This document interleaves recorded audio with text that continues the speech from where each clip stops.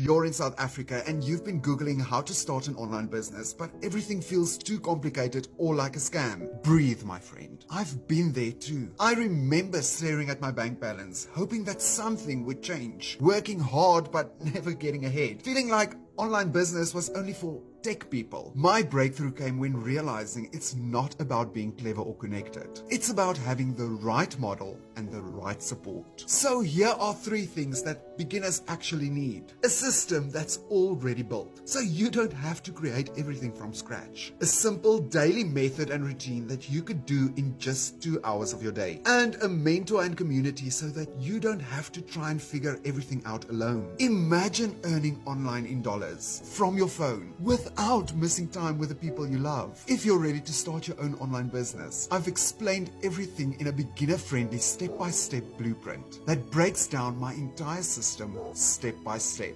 Comment blueprint and I'll send you the exact formula that I used to break free and start my online business with no experience.